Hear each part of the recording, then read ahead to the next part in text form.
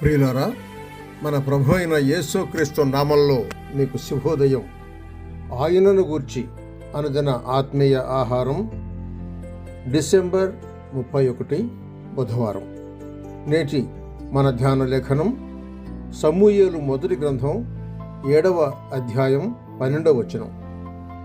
అప్పుడు సమూయేలు ఒక రాయి తీసి మిస్పాకును షేనుకును మధ్య దాన్ని నిలిపి, ఇంతవరకు యెహోవా మనకు సహాయము చేసినని చెప్పి దానికి ఎబెనెజరు అని పేరు పెట్టాను.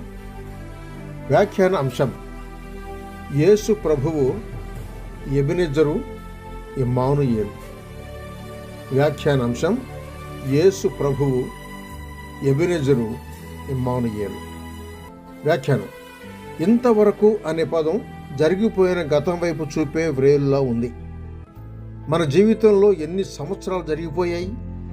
ఇంతకాలం ప్రభువు ఎంత సహాయం చేశాడు. పేదరికం ద్వారా, ఐశ్వర్యం ద్వారా, అనారోగ్యం ద్వారా, ఆరోగ్యం ద్వారా, ఇంట్లోనూ విదేశాల్లోనూ, అవమానంలో, గౌరవంలో, దుఃఖంలో, ఆనందంలో, అపజయాల్లో, విజయాల్లో, సమస్యల్లో, శోధనల్లో ఇంతవరకు ప్రభువు ఎంత సహాయం చేశాడు. ఇంతవరకు అనే పదం సంపూర్ణంగా లేదు. ఇంకా ముందుకు సాగాల్సిన దూరం ఎంత ఉందో, ఎన్ని పరీక్షలు ఎదుర్కోవాలో, ఇంకెన్ని శ్రమలతో పోరాడాలో, అనారోగ్యం, వ్యాధి, వృద్ధాప్యం, మరణం ఇవన్నీ ఎదుర్కోవాలి. ప్రభు సహాయం ఇంకా ఎంతో కావాలి. హెబ్రీయులకు పత్రిక వ్రాసిన గ్రంథకర్త 13వ అధ్యాయం 5-6 వచనాల్లో పాత నిబంధన గ్రంథంలోని లేఖనాలను ఉటంకిస్తూ, నిన్ను ఏమాత్రము విడువను, నిన్ను ఎన్నడను ఎడబాయను అన్న ప్రభువు ఆదరణను గుర్తు చేస్తూ, ప్రభువు నాకు సహాయుడు, నేను భయపడను, నరమాత్రుడు నాకేమి చేయగలడు అని ధైర్యపరుస్తున్నాడు విశ్వాసిని.